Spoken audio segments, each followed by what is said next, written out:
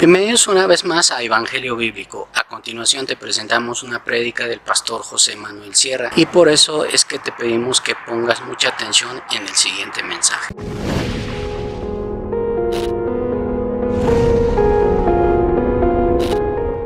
Que el que comenzó, y ya la obra ya comenzó, por lo menos en lo natural, ¿no? El que comenzó en vosotros la buena obra, la perfeccionará hasta el día de Jesucristo. Así es que nuestro hermano Manuel ya ha puesto lo que es la luz, se ha puesto una luz muy bonita. El salón no es así como este, sino que es como en forma de bóveda, ¿no? Es así, que estos techos así abobadados se llama, o abobados, ¿cómo se llama? ¿No? Y ha puesto una iluminación muy bonita que apunta hacia arriba, hacia la bóveda, y apunta hacia abajo, y se ve muy bonita todo el salón. Cuando yo entré allí, bueno, Anderson también estuvo, tuvimos la sensación como que era algo de los primeros cristianos. Parece como una especie de iglesia de los primeros cristianos, de Roma y esas cosas así, ¿no? Me acuerdo hace muchos años, estábamos nosotros en Niza, en el sur de Italia, y nos llevaron una noche a un salón subterráneo que era muy parecido, más grande en cuanto a lo ancho, pero muy parecido al salón que tenemos allí en Francia, ¿sí? Y ¿dónde dije? No, perdón, Niza es el sur de Francia, perdón, la costa azul. Y entonces estuvimos allí en aquel salón, y cuando entré en ese salón de Llagostera me dio esa sensación, ¿no? Me dio esa impresión. Es un local totalmente diferente a cualquier iglesia que he tenido o que podemos tener en la actualidad, y es un salón que va a servir como plataforma. Y miren, detrás de toda esa obra de paredes, de baños, etcétera, etcétera, van a venir personas, ¿sabes? Y eso es lo importante. Y yo quiero que oremos, y les dejo esta petición de oración, porque yo quiero que sobre todo se conviertan gente de allí, que se conviertan gente de Cataluña, ¿sabes? Eso es lo que tenemos que orar, que se conviertan catalanes. Es una zona muy, muy hermosa, una zona muy rica de España, una zona que está siendo muy sacudida, como bien saben ustedes, en los últimos tiempos, aunque hemos tomado la determinación de no tocar temas ajenos a la Escritura para no entrar en polémica de un bando ni de otro. Nosotros vamos a lo que vamos y punto. Tenemos totalmente prohibido hablar de temas políticos mientras estemos allí. Porque no vamos a eso, vamos a sembrar el Evangelio y nada más. La opinión que usted pueda tener, ni la sé ni me interesa. Nosotros vamos allí a predicar el Evangelio, a levantar el nombre de Cristo, a sembrar la palabra de Dios y nada más. Y cuando nos pregunten, mira, nosotros no entendemos, esas son cosas que ustedes tienen que solucionar, nosotros venimos aquí a esto y esto, ¿no? Y queremos orar para que se convierta gente de Gerona. Hoy hubieron unas manifestaciones tremendas, no sé cuántos de ustedes la vieron en algunas partes de Cataluña, y muy cerca de donde están ellos hubieron unas manifestaciones tremendas en la capital de Gerona, ¿no? Con motivo del Día de la Constitución y todo esto. Y queremos orar para que se conviertan catalanes, y lo ideal sería que los que vayan a trabajar allí aprendieran a hablar y a predicar en catalán, por supuesto que sí. Yo siempre he dicho, y lo ratifico, y lo he practicado, porque Elena y yo tenemos clarísimo este tema, que cuando vamos a un sitio nos adaptamos al sitio. Nosotros jamás en la vida, cuando hemos ido a Argentina, cuando hemos ido a Bolivia, cuando hemos ido a África a trabajar, cuando hemos ido a montones de lugares, jamás de los jamases hemos hecho comparaciones, como dice el refrán, ¿no? Que todas las comparaciones, no, es que en mi tierra, no, es que allí nosotros, pues mire, mijo, si usted estaba tan bien y echa tanto de menos su tierra, quédese en su tierra. A usted nadie le llamó para que viniera para acá. Nosotros no vamos a ir a Cataluña a cambiar la mentalidad. Y ¿qué es lo que ustedes comen aquí? Que por cierto comen de maravilla. Comemos lo que ustedes comen. Y si hablan catalán, aprendamos a hablar catalán. Y si tienen X costumbre, por supuesto que no vaya en contra de la palabra del Señor, pues también. ¿Por qué? Porque queremos adaptarnos, queremos amar a la gente cuando vamos a trabajar a donde sea. Y como decía el apóstol Pablo, y yo creo que en eso fue un ejemplo, ¿no? Dice, cuando trabajo con los gentiles, un gentil más, ¿verdad?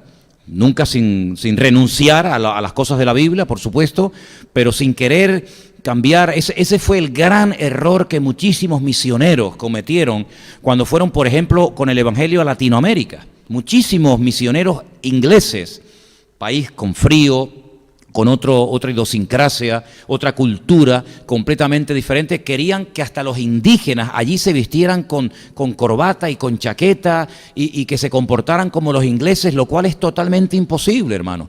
Entonces nosotros queremos adaptarnos, ¿verdad?, a las circunstancias. No quiero trasladar Canarias a Cataluña, ¿no? Yo no quiero trasladar mis costumbres, ni mi comida, sino queremos adaptarnos a donde vayamos.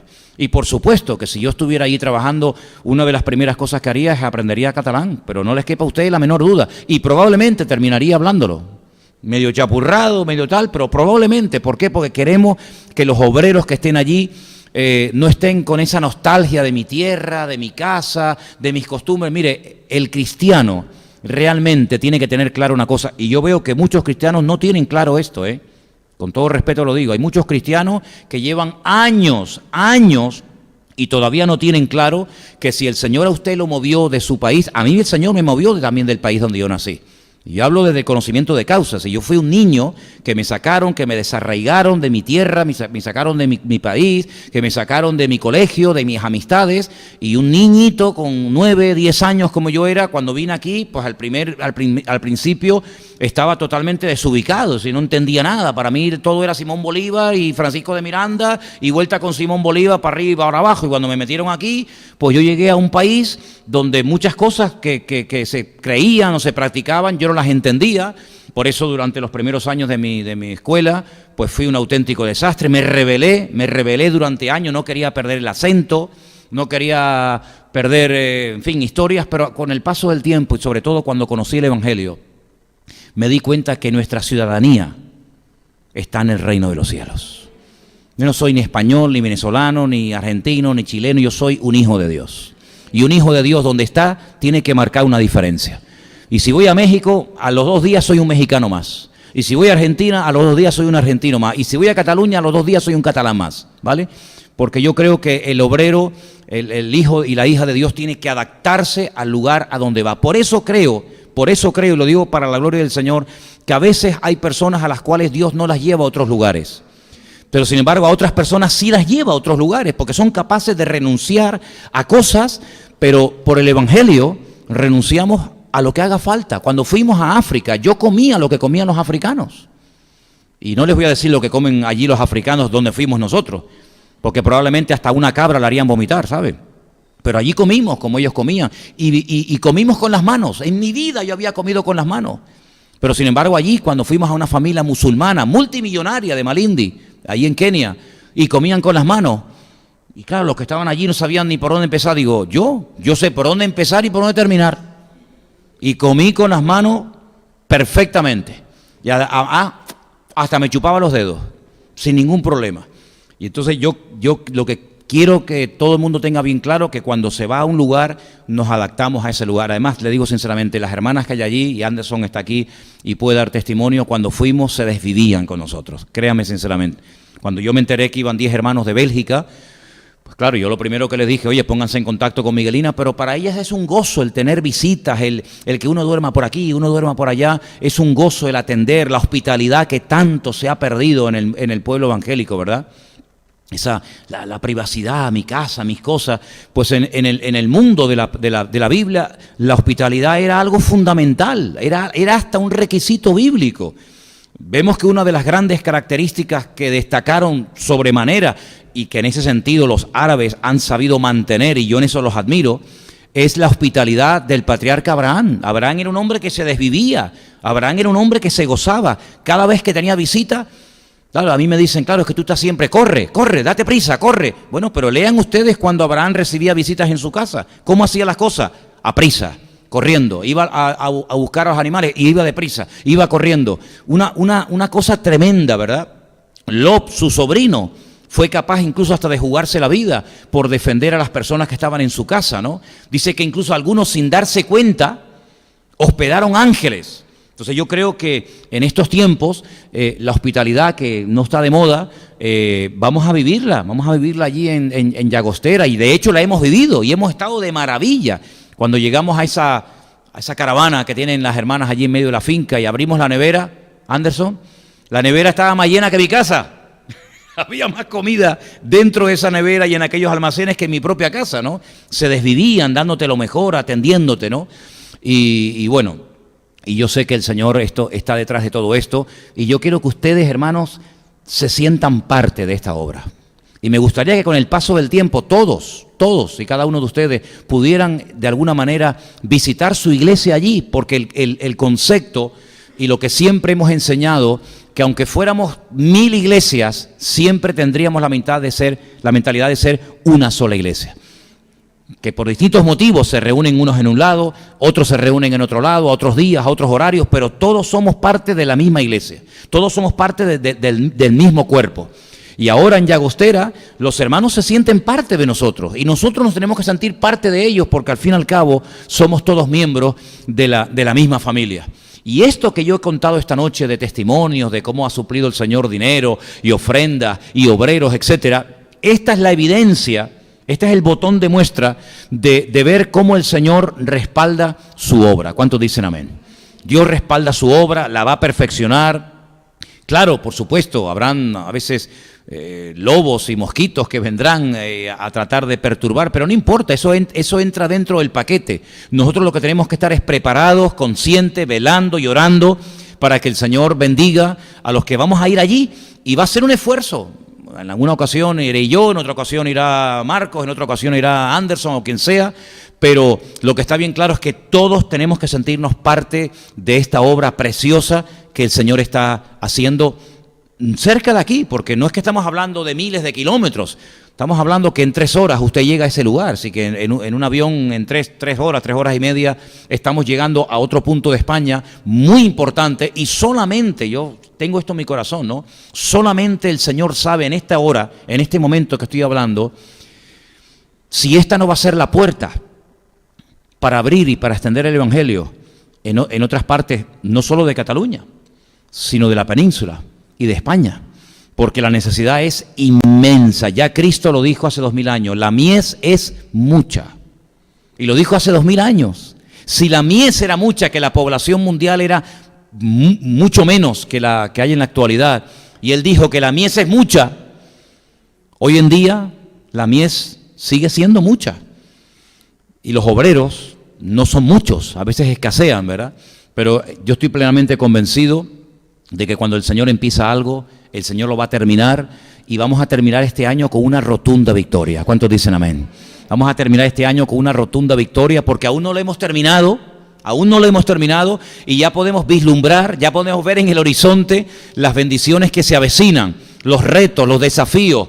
Dios nos empuja, Dios nos mueve, Dios nos motiva para meternos en otras historias, pero por la obra de Dios, lo que haga falta. ¿Cuántos dicen amén? Decía Pablo a los filipenses, vuelvo otra vez al capítulo 1, por favor. Me encanta esta carta, porque es una carta en la que Pablo abre su corazón y en la que Pablo descubre el amor, la pasión que tenía por esta congregación, que no sé si saben ustedes, la llegó a pastorear durante muchos años Lucas. Ustedes cuando lean el libro de los Hechos se van a dar cuenta que hay un momento en el que Lucas desaparece, ya no habla, como que está viajando con Pablo, y él se quedó pastoreando la iglesia de Filipo durante mucho tiempo, y en esta carta el apóstol Pablo llega a decir cosas tan interesantes como esta. Versículo 12 dice: quiero que sepáis, hermanos, que las cosas que me han sucedido, y eran un montón, han redundado más bien para el progreso del Evangelio. Y una vez me dio por buscar la palabra progreso, porque hay palabras en la Biblia, como dije el domingo, que no aparecen. ¿Te acuerdan? La palabra confort, la palabra moda, la palabra incluso felicidad, que no aparece en la Biblia.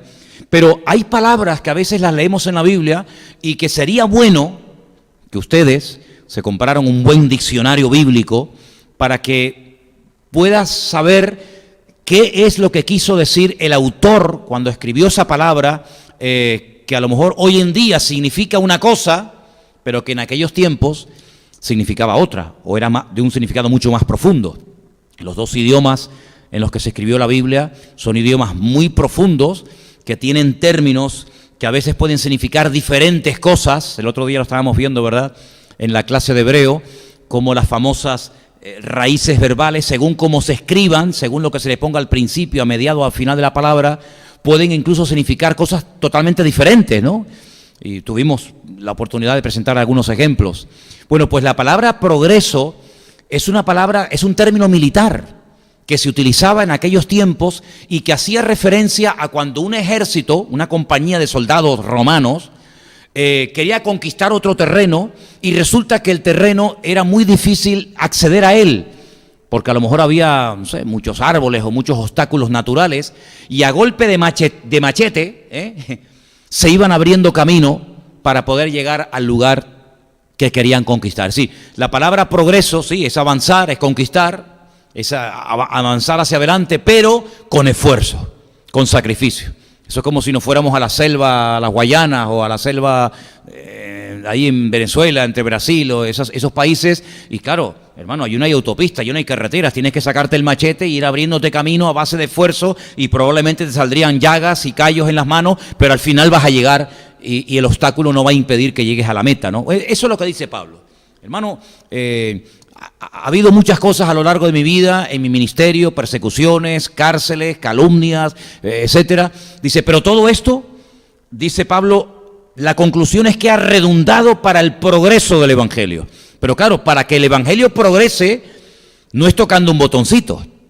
Para que el Evangelio progrese hay lágrimas, y hay esfuerzo, y hay sacrificio, y hay vidas que a veces se quedan por el camino, y a veces hay personas que han ofrendado más allá de su fuerza, y a veces hay personas que han renunciado a veces a algo para poder invertir esto en la obra del Señor. Sí, ese progreso en el Evangelio que se ha visto hasta el día de hoy no ha sido un progreso fácil.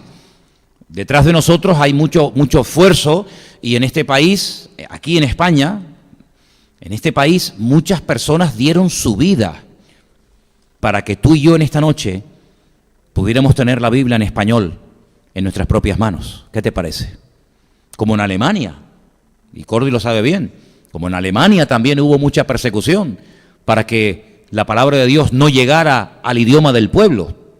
Pues si en Alemania era difícil traducir la palabra de Dios y llevarla al pueblo, que era en aquel momento mucho más culto y mucho más abierto que los españoles chapados a la antigua de aquellos siglos, imagínate lo que costó llevar la Biblia al pueblo en su propio idioma, con la presión que había por parte de la iglesia en aquellos tiempos y las persecuciones que había y en fin, con toda una parafernalia avalada nada más y nada menos que por los reyes españoles, por la corona española, que le dieron todo el poder y le dieron toda la autoridad a la Iglesia Católica para que formaran aquello diabólico que se llamó y se conoció como el Santo Oficio, la Santa Inquisición, ¿verdad?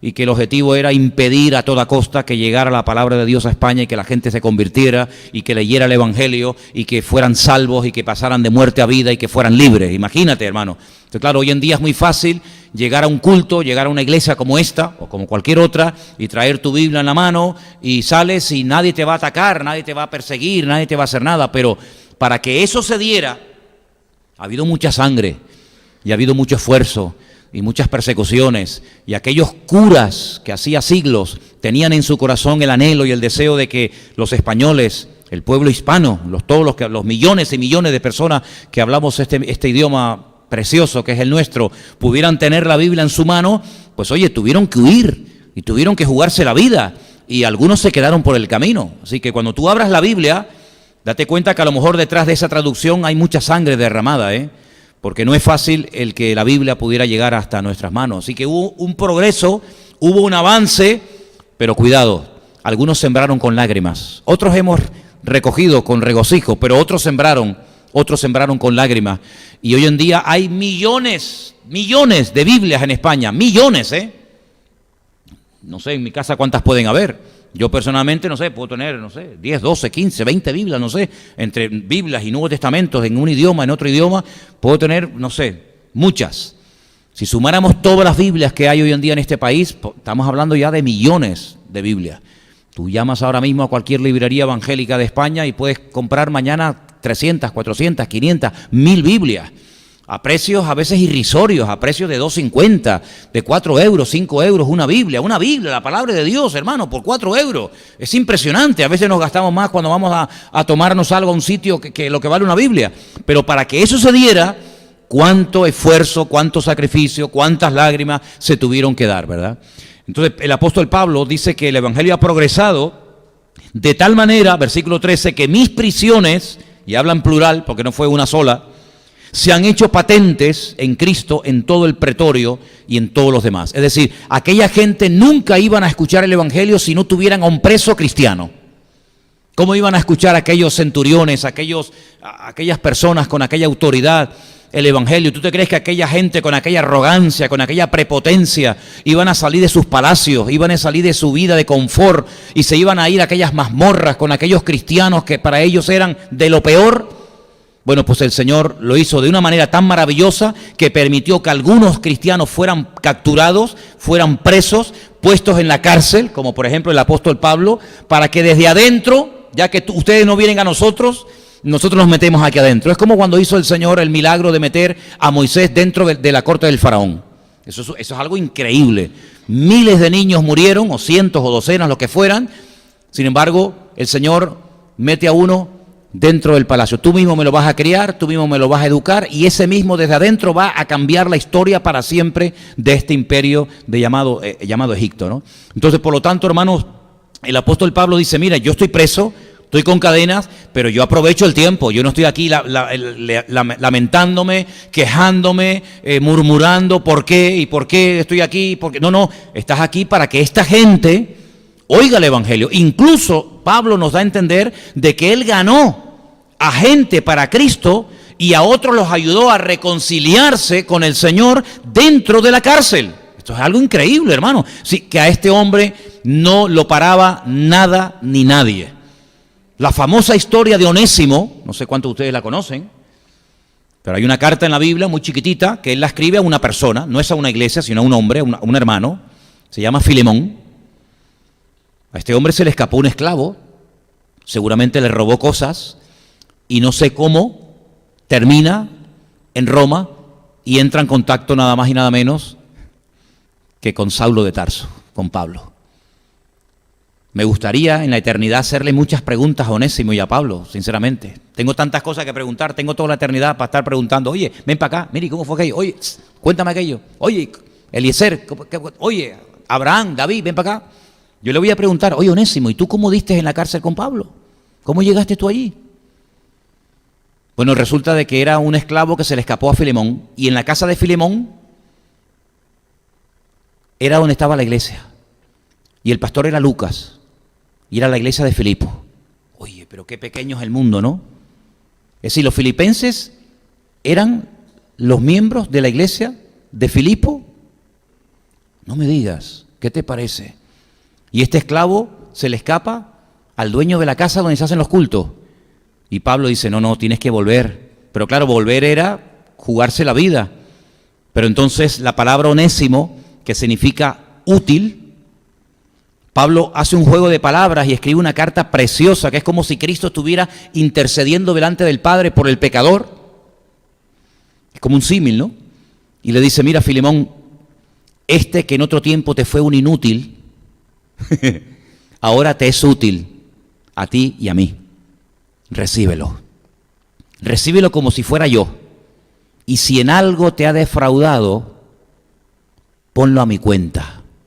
Como diciendo, yo sé que te habrá robado, te habrá hecho un desastre, pero tú ponlo a mi cuenta, pero te recuerdo que tú a mí también me debes, punto suspensivo.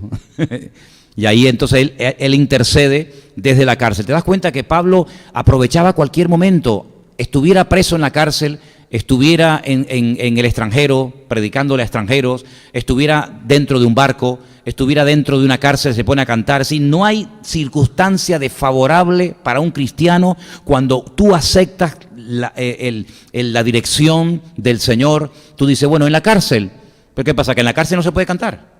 ¿Solamente se puede cantar en la iglesia? Pues cantemos entonces en la cárcel, oremos en la cárcel. Y mira la que se montó y ganó al carcelero.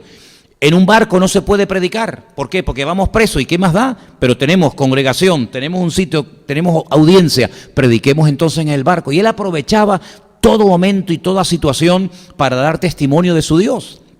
Y por eso él dice que la gente ha oído el evangelio a través de sus prisiones, y la mayoría de los hermanos, cobrando ánimo, verso 14, ánimo en el Señor, como mis prisiones, se atreve mucho más a hablar la palabra sin temor. Es decir, si yo, preso, condenado a muerte, no tengo miedo de hablar, los hermanos, dice, pues si este que va, lo van a matar mañana, no tiene miedo de abrir la boca y predicar el Evangelio, cuánto más nosotros que estamos en libertad, abramos también la boca y prediquemos del Señor. ¿Te das cuenta? Es decir, que él ve cosas buenas y positivas por todos los lados. Yo no entiendo a los cristianos, perdónenme, a lo mejor hay alguno aquí así, no lo sé, aunque no es nuestro estilo en Vida Nueva hablar así, pero he conocido cristianos que ven al diablo por todos lados.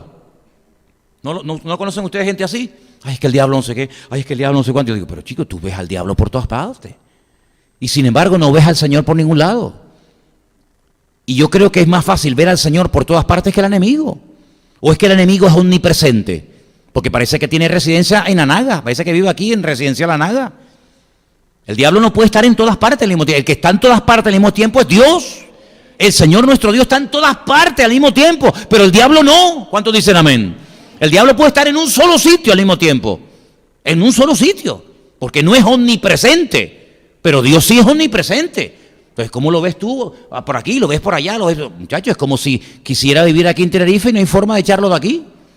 Hace años conocí a un hermano que me dijo que iban a hacer una reunión en una plaza al aire libre en Santiago de Compostela, porque detrás de la catedral del apóstol Santiago, en Santiago de Compostela, valga la redundancia, descubrieron una fuente que está en una zona llamada la Plaza de las Platerías, porque ahí se reunían los plateros, los que trabajaban con la plata, y por eso se llama así la Plaza de las Platerías, y hay una fuente con una columna, y encima hay como si fuera una especie de ángel ahí, como de demonio, y entonces que le había revelado no sé quién, que ahí estaba el diablo, y que había que ir a orar a esa plaza para echar al diablo de España.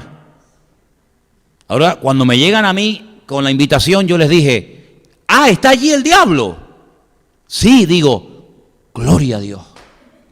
Dice, ¿cómo? Digo, hombre, si está allí, déjalo quieto. Déjalo quieto. Si está allí, déjalo, no lo menees, déjalo quieto ahí. Además, encima de la columna, con el frío que hace en Santiago de Compostela, estará ya congelado.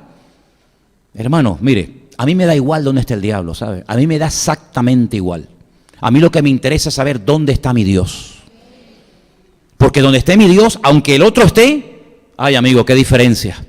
Por lo tanto, si Jesús se va al desierto y se encuentra con el diablo, lo importante no es que el diablo estaba en el desierto, lo importante es que Jesús estaba en el desierto. Eso es lo importante, ¿se da cuenta? Entonces, el apóstol Pablo lo que está diciendo aquí es que él ve al Señor por todas partes. Él ve que hasta los hermanos se animan a predicar el Evangelio. Y dice, algunos a la verdad predican a Cristo por envidia. Uy, mi madre. Y contienda, pero otros de buena voluntad. ¿Cómo puede una persona predicar por envidia, por celos? ¿Existirá eso hoy en día? ¿Se hará alguien pastor? ¿Se proclamará alguien hoy en día pastor porque tiene celos del otro que también es pastor? Claro, usted vive en otra dimensión y estas cosas como que no le llegan, ¿no? Pero hay gente que se hacen pastores porque a lo mejor tienen celos y envidia de otros y quieren también ser como otros. Y Pablo dice, ¿sabe qué? Miren la solución que Pablo le da. Unos anuncian a Cristo por contención, no sinceramente, pensando añadir aflicciones a mis prisiones, pero otros por amor, sabiendo que estoy puesto para la defensa del Evangelio. Y dice, ¿qué pues? Que no obstante, de todas maneras, o por pretexto, o por verdad, Cristo es anunciado, y en esto me gozo y me gozaré aún. Gloria a Dios. Mire, si por envidia, porque se quiere parecer a ti, y quiere ser como tú, se hace pastor o quiere predicar, y alguien se convirtió a través de esa persona, gloria a Dios. Gloria a Dios, por lo menos alguien se convirtió escuchando el Evangelio, aunque a lo mejor la intención de esa persona al predicar el Evangelio no haya sido la correcta, pero no me voy a quedar con ese punto negro en la camisa, sino que lo que voy a mirar es que un alma se ha convertido, aunque sea a través de él o aunque sea a través de lo que sea. ¿Cuántos dicen amén? La cuestión es que la gente se salve y que la gente se convierta, y si usted cree que lo puede hacer mejor, pues hágalo, y así pues más gente se convertirá al Señor. Pero ahora dice, porque sé que por vuestra oración y la suministración del Espíritu de Jesucristo, todo esto resultará en mi liberación, conforme a mi anhelo y esperanza de que en nada seré avergonzado, antes bien, con toda confianza y como siempre hasta ahora también, será magnificado Cristo en mi cuerpo, o por vida o por muerte. Es decir, yo le doy gracias al Señor y sé que ustedes están orando por mí para que el Señor me suministre su presencia, su espíritu. Sé que el Señor me puede liberar de aquí, pero mira, si yo puedo glorificar a Cristo con mi vida, lo haré. Y si tengo que glorificarle con mi cuerpo, con mi martirio, también lo haré. Me da igual. Porque hay una palabra tremenda que él dice aquí, y es el versículo 21. Porque para mí, el vivir es Cristo. Y el morir, no dice pérdida, dice ganancia. Esto es tremendo, ¿eh?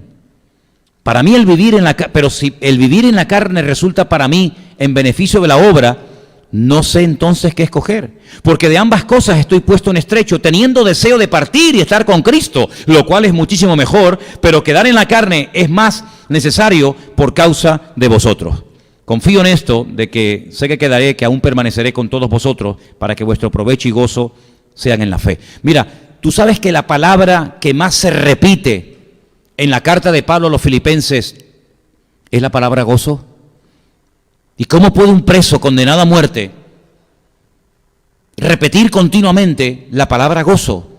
Cuando asociamos generalmente la palabra gozo o alegría o felicidad con cosas buenas. Pero es que él no consideraba la cárcel como algo malo, sino que simplemente el Señor lo había cambiado de lugar, pero el ministerio seguía siendo el mismo. Sí, él va a seguir predicando, va a seguir enseñando, va a seguir orando por los necesitados, va a seguir restaurando vidas en el nombre del Señor. Da igual, sea en una sinagoga, sea en un barco, sea en la cárcel, sea donde sea, el ministerio no cambia, lo que cambia es el lugar.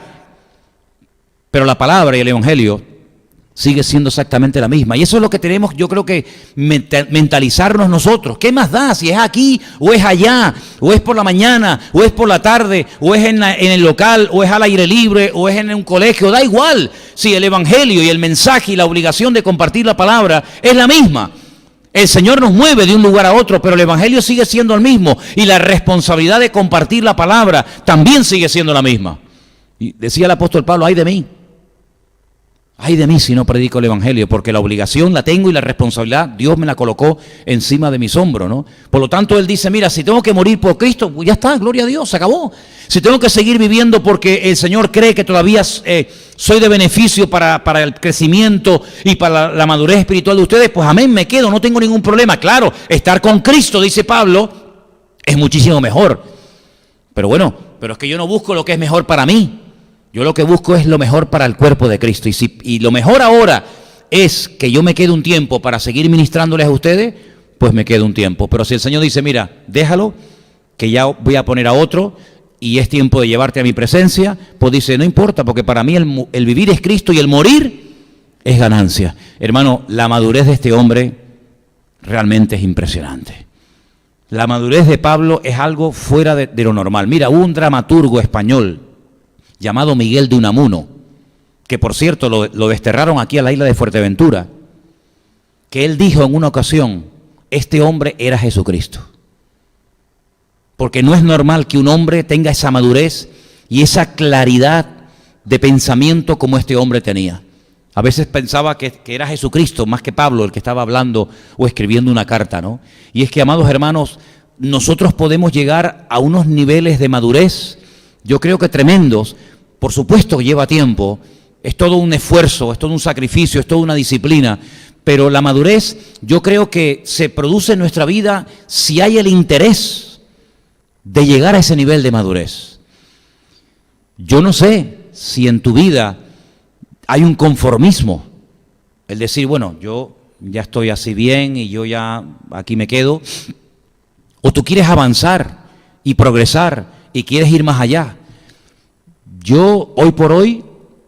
Nosotros hoy por hoy queremos avanzar y queremos crecer y queremos ir y queremos hacer lo que Dios nos mande hacer. Me da igual si es 100% coincide con mis sentimientos o emociones o anhelos, o tal vez no. Pero ¿saben una cosa? La voluntad de Dios tiene 3 características que él en otra carta a otros hermanos de Roma menciona, y yo quiero terminar con esto. Pablo dice que la voluntad de Dios es santa, es agradable y es perfecta. Bueno, y si la voluntad de Dios verdaderamente es santa, es algo diferente, es algo distinto, es agradable y es perfecta, ¿por qué nos empeñamos a veces en hacer la nuestra? Que muchas veces ni es santa, ni es tan agradable, ni tiene nada de perfecta. ¿No deberíamos más bien nosotros renunciar a nuestra propia voluntad y aceptar y acatar 100% la suya, sabiendo que cuando estamos haciendo la voluntad de Dios, ahí es donde está el respaldo y la bendición de Dios? ¿Saben una de las cosas que hemos visto una vez más en esta obra que estamos allí trabajando en Llagostera? Que basta que nosotros demos un paso para automáticamente el Señor ir delante de nosotros y abrir puertas y dejarnos con la boca abierta. Si no nos hubiéramos metido en este proyecto, estos hermanos de Bélgica seguramente nunca se hubieran puesto en contacto con nosotros para nada. Pero Dios ha comenzado a tocar corazones de personas que nosotros ni hemos hablado con ellos, pero Dios sabe a quién mover y cuándo mover y a dónde mover. Entonces yo no quiero perderme ni una, porque como dije en una ocasión, y simplemente es una regla de 3, me queda menos vida de la que he vivido. No lo digo con pena, sino es la pura realidad. A mí me queda menos vida que la que ya he vivido. No creo que viva 57 años más. Oye, no sé. El Señor tiene la última palabra, pero bueno, yo qué sé. Por lo tanto, en lo que me queda, solamente le pido al Señor que me dé fuerzas y que me dé visión por su reino y por su obra. Y también le he pedido que lo que no he hecho en estos años lo pueda hacer en los que me quedan. Porque hace muchos años alguien nos vino a visitar y me dijo que una de las cosas que me dijo a mí a nivel personal, y bueno, yo le dije, bueno, pues con el tiempo se verá, y en aquel momento ni existía esta iglesia, ni existía la iglesia del Puerto de la Cruz, ni mucho menos planeábamos en Llagostera. Una de las cosas que me dijeron en aquellos años en un culto, dice, tú llevas muchas iglesias dentro de ti. Y en aquel momento, ya te digo, esta iglesia no existía, ni la del puerto, ni otras, ¿no? Por lo tanto, yo creo que estamos viviendo unos tiempos interesantísimos, donde veo 2 grandes necesidades, y las veo cada día más, hermanos, de recursos y de obreros. Pero por otra parte, veo también que si no hay recursos aquí, el Señor los saca de otro lado. Y si no hay obreros aquí, el Señor los manda de otro sitio. Porque a mí jamás en la vida se me hubiera ocurrido ponerme en contacto con estos hermanos de Bélgica a pedirles colaboración. No lo haría nunca en mi vida. Sin embargo, el Señor, que ama su obra, que respalda su obra, que dice que Él sustenta y cuida su iglesia, ¿verdad? Pues Él mueve las fichas y los elementos como Él quiere, porque al fin y al cabo, pues eso es lo que tenemos que hacer. Señor, úsame como ando quieras y donde quiera. ¿Quién nos iba a decir a nosotros que un muchacho que yo no sé ni quién es, no sé si me está viendo en este momento, le doy las gracias desde ahora mismo, viendo un culto el domingo tranquilamente en su casa en Gerona, Dios le iba a poner en su corazón que hoy se fuera para allá a ayudar en la construcción que estamos haciendo? Es que eso ni se te pasa por la mente en el momento en el que tú estás compartiendo la palabra, pero el Señor tocó a miles de kilómetros de aquí a una persona que de repente se levantó hoy lunes, hoy lunes, ya no sé dónde vi, hoy jueves, y dijo, espérate, lo levantó el lunes, porque el culto fue el domingo, y hoy fue para allá. Bueno, tardó unos días, pero bueno, está bien, llegó. Entonces, lo que quiero decir con esto, ¿cuánta gente nos podrá ver ahora o dentro de un rato que dice, pues yo también quiero ayudar con la obra de Dios? Y a lo mejor voy a donar esa batería, o voy a donar esa guitarra, o ese bajo, o ese micrófono. Yo qué sé, hermano, yo qué sé. Yo lo único que sé es que a Dios nunca le vamos a ganar en nada. Él siempre irá delante de nosotros. Cuando se comenzaron a hacer las habitaciones en el Puerto de la Cruz, aún no se habían terminado. Y ya teníamos las 50 camas, con los 50 colchones y las 50 almohadas. ¿Qué te parece eso? Si no se hubiera empezado esa obra, ¿para qué nos va a mandar el Señor 50 camas? ¿Dónde meto yo aquí dentro 50 camas? ¿Para qué? ¿Para que se me vengan a vivir ustedes a la iglesia? ¡Ni loco! Pero el Señor las mandó porque allí hacían falta. ¿Qué te parece? Entonces el Señor va delante de nosotros. ¿Me dejan decir una cosita más? Mira, hermano, es que no le vamos a ganar al Señor en nada. Una vez se levantó una persona muy temprano, era aún de noche, como se levantan la mayoría de los jóvenes hoy en día. Ustedes saben, ¿no? Se levantan de noche, ¿no? Para orar y tal, ¿eh? Bueno, y se fue al sepulcro porque se acordó de que el Señor había dicho que iba a resucitar. Y se fue para el sepulcro para ser la primera persona en verlo salir de la tumba. Claro, iba pensando, ¿y quién me va a mover la piedra? ¿Y cómo veo la piedra? ¿Y cómo saldrá? ¿Y cómo? Te dije el otro día que la piedra no la movió el Señor para poder salir, sino para que el hombre pudiera entrar. Él podía salir por la piedra sin ningún problema. Él movió la piedra para que tú puedas entrar y ver que no está, no para que él salga, ¿te das cuenta? Y cuando llegó al sepulcro, resulta que el Señor ya había resucitado. Ni en eso le ganamos al Señor. Por muy temprano que te levantes, ya Él se levantó antes y sorprendió a aquella mujer, como nos va a sorprender en todo a todos nosotros, porque Él siempre va delante. Lo importante es mantener una buena actitud, dejarse llevar, y Señor, sorpréndeme y úsame como tú quieras. Y yo creo que lo mejor está por venir. ¿Cuántos dicen amén? Cierra tus ojos, hermano. Aleluya. Bendito sea tu nombre, Dios. Gracias. Solamente tenemos esa palabra en nuestro corazón. Gracias. Gracias. Gracias, Señor, por lo bueno que tú eres. Gracias porque nos sorprendes cada día.